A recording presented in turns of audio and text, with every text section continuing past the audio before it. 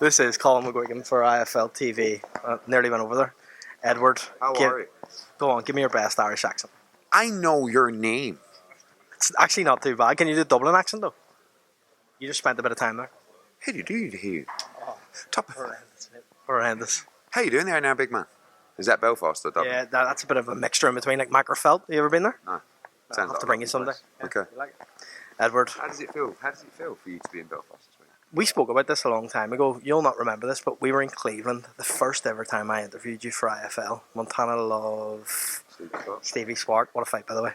And I spoke to you about coming back to Belfast, and you kind of teased it. We're eventually here, mate. Excited about this card? Yeah, I mean, it's mad when, just done an interview and someone said, it's been 7 years since you've been in Belfast. And actually, yeah, because that was Ryan Burnett's era. Firstly winning the title against Lee Haskins, then unifying. I can't believe it's been 7 years. And we had some great nights here. I mean, when I go back to Carl Frampton against Kiko Martinez particularly, Steve Molitor, other nights, but also I've been coming here for, more than 2 decades to watch boxing when my dad was promoting. The Ulster Hall, Damien Denny against Paul Silky Jones. I've got memories here in this city, and it's a great fight city. But when you come with a great card, they really come out and they get excited. And I think we've got a brilliant fight card on Saturday. Sometimes you get a good main event, a really good co-main event. Here you've got 4 really, really good fights. Loads of young talent on the card as well, but 4 really, really good fights. And I think we're going to get a brilliant night. Coming off an incredible night in Dublin. I mean, two massive weeks for Irish boxing. And by the way, sold out last week. We're going to have, hopefully we get towards 7,000 on Saturday night as well. It's 2 massive cards. I mean, how far is Dublin? An hour and a half? 2 hours? There would have been a lot of fans there last week as well. So massive, massive 2 weeks for Irish boxing. Before we talk about this card, a lot of people's questions in Belfast and Ireland remain that our Matchroom coming back in 2024. Do you have plans to come to Dublin and Belfast? Obviously with a kiddie, when I imagine it's going to be Croke Park, but Belfast on the agenda for 2024? Yeah, I mean, we're working with Mick Conlan, obviously, and, if he wins on Saturday night, it opens up massive fights for him. Now, is that at home? Is that away? Whenever you come to a city, you need someone that's going to drive numbers, all right? In Belfast, that's Mick Conlan. That's really it. Now, you look at the undercard and you look at how many tickets people have sold. Keevan's done a load of tickets. If he wins well against Troy Williamson and then he's in against a marquee name, can he headline? And I look at people like from last week, like Paddy Donovan. Massive win. If all of a sudden he's in with a big name, can you do something in Limerick with him? Is it a next gen, or is it him stepping up? Do you know what I mean? Gary Cully. Even, in the Crocker McKenna fight, those guys have sold bundles of tickets in the Battle of Belfast, Carl. Do you know there's actually, you talk about Paddy Donovan there, you probably won't know this. Maybe I'm insulting your boxing knowledge, but he has a massive rivalry with another guy from Galway. So there's a Limerick-Galway rivalry. Kieran Malloy, who's with Top Rank. Right. Is that a fight that you would be open to making? That would sell out down south 100%. Yeah, I mean, I think Paddy Donovan, let's not get too far ahead of ourselves, but that was special, what we saw last week. And you'd be surprised on that platform with the numbers that we saw across the viewing figures around the world for that fight. Paddy Donovan's profile went through the roof last week. But it all depends what the fight is, who it is, how Andy Lee wants to move. We could box him in America, we could box him in Limerick, we could box him. Obviously, you've got a lot of fighters that were on the card last week are going to want to be part of the next Katie Taylor fight in Dublin. And everyone who won on Saturday from Ireland will be on that card. Do you know what I mean? So I think that this week, if Mick Conlan wins, he's going to be pushing for a massive fight spring-summer in Belfast. And there's world champions he can bring. Is it a fight with Joe Caldina? Is that home or away? Is it a rematch with Lee Wood at the City Ground? I think both guys are fighting for their career on Saturday night in Conlan against Gill. And I know we talk about that a lot, and that's kind of like a selling point for the fight. But let's be honest, if Mick Conlan was to get beat on Saturday, his career's over. And if Jordan Gill gets beaten on Saturday, I think he's done as well. So these guys will be giving it everything, and I just love the undercard. Like I said, I think Tyrone McKenna against Crocker's just like for you guys from Belfast. Everyone knows how exciting that fight is. two kids from West Belfast who are going to put it. Steady. Two kids from Belfast that are going to put it on the line. And Keevan against Troy Williamson. Tremendous fight. It's going to show us exactly where Keevan is. And even, down to Maxwell as well, against McComb. Great little scrap. Need to correct your pronunciation on that. It's McComb, because I know you said that in the presser. I've felt sorry for you a few times. So it's McComb, not McComb. I said McComb. It's Sean McComb. I mean, yeah, that's it. But you like it's not McComb. Okay, you keep saying McComb. Essex. I know, mate, but we need to work on that, because I see all these people looking at you today. So can we just go for just to get everything right, Colm, because I want to get the accent right today. Sean McComb. Yeah. Tyrone McKenna. Boom. Keevan Ajako. Michael Conlan. Big Eddie, yeah. Jordan the Thrillgill. Troy Williamson. Lewis Crocker and Sam Maxwell. Gerard Hughes. Gerard Hughes. Gerard. It's not Gerard, is it? If it was Gerard. It's not Gerard. No. It's not like Stephen Gerrard. It's Gerard Hughes. Yeah, but if it was Gerard, it would be J-E-R-D. Gerard. No, you go. Gerard. Gerard. Yeah, that's it. Gerard. Gerard Hughes. So can you say it in that accent? Okay, Gerard. Yeah, when you're speaking of Gerard Hughes. I'm delighted to be joined here today by Gerard Hughes. Oh, mate. Yeah. The place will go off if you do that. Cameron Bond. Yeah. Don't know how you say it. Laylee Buttlejig. Mate, it's a mouthful. Oh, my word. You ready? Go attempt it. Radden Farrell. Oh, mate. Ruin Farrell. Ruin. Like a ruin. Like Ruin Farrell. Delighted to be joined here today by Ruin Farrell and Gerard Hughes. Last one. Fergus Quinn. Oh, boom. Yeah, okay. Mate, you're on the money. Okay, so if I went something like, hello there, delighted to be... No, that's Dublin. Okay. Hello there, delighted to... No, fucking hell. Gerard Hughes and Ruin Farrell, mate. You've butchered that. Okay, Ruin Farrell and Fergus Quinn.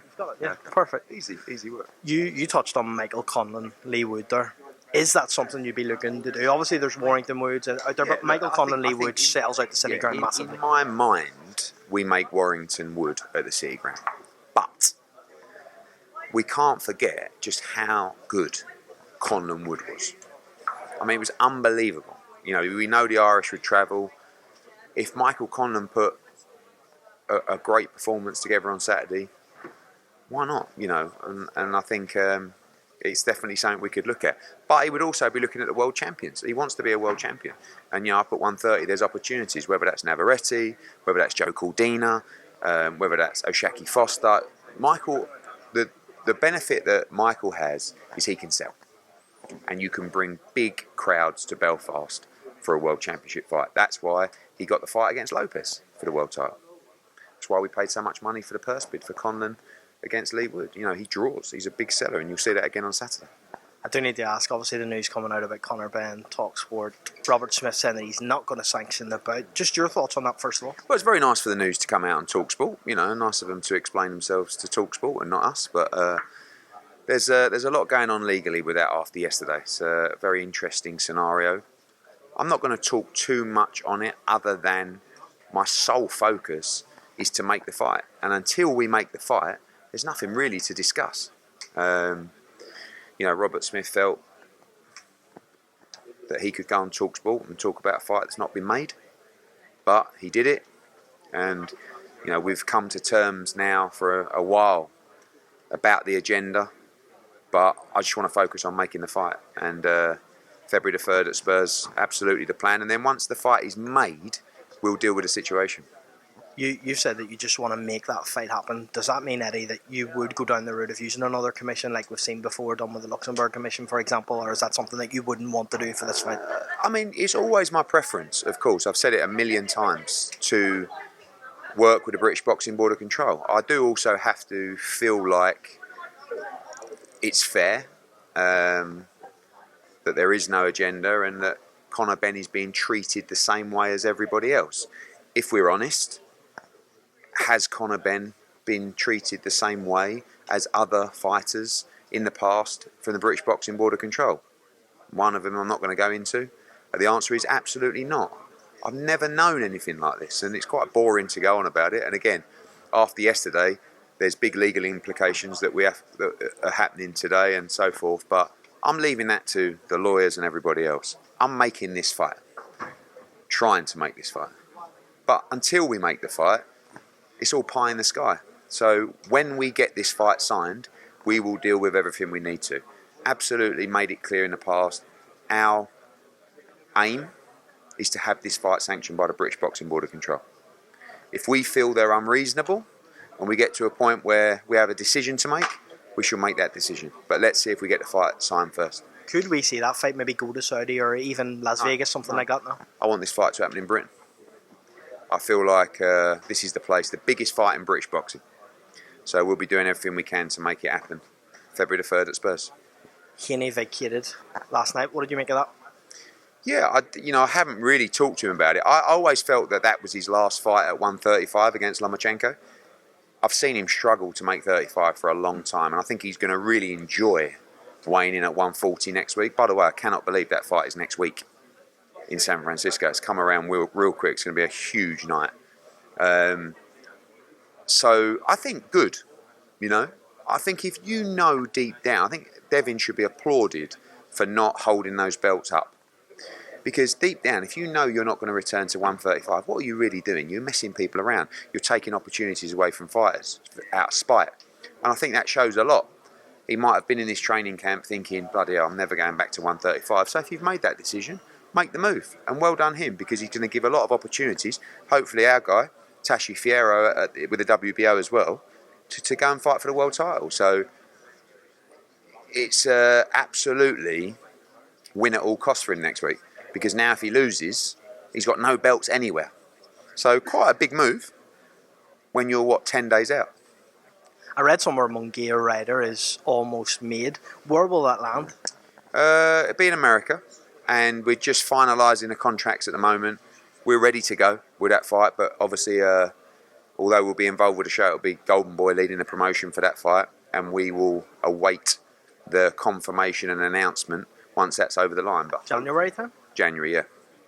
Just on that as well, my guy Paddy McCrory. Where are we with that, Edward? You've teased me too long. I think he's got a good shot. I think he's definitely he's on every list I've seen so far, and the list has probably got 4 or 5 names on it. So, someone actually made me a T-shirt yesterday, with my face on it to say Eddie Hearn, my favourite fighter is Padraig McCrory. The public wanted it. I think you should wear it to the weigh. I don't know if I should because it's kind of sad and I need to remain neutral. Do you know what I mean? Yeah, you're such a neutral, aren't you? I have to, mate. Yeah. Last one from me. When will the schedule come out for January, February, March? Because I know you've said before you want to do 3 months as a total. Will we see that over the next week or two? Yeah, I mean, we've probably got, 4 fight nights already set for... Tease me with at least one, come on. No, well, Edgar Berlanga obviously is going to be one of them. Vegas. Yeah, and again... Is that Super Bowl weekend? No, not necessarily. It might not go January 13th. Then we've got, obviously, our Japan event to announce. We've got, hopefully, Ben Eubank as well, once that gets signed. We've got an event in Mexico as well to announce. We've got a UK show, looks like could be January 27th. We've got Munguia against Ryder will be announced. So everything stems around the big nights. Obviously, in May, we're also looking to confirm Lee Wood's return, his homecoming, if you like, to the City Ground. So we want to get in 2 or 3 big fight nights that we can build a schedule around. So I want to make sure that by day of reckoning fight week, in a worst case scenario, we've got a schedule ready to explode to subscribers. Edward, I believe that you're going back to Essex tonight, so I'll see you again on Saturday, mate. We're filming some stuff for the day of reckoning tomorrow. So I'll be back and forth. Edward, see you Saturday. Thank you. Cheers.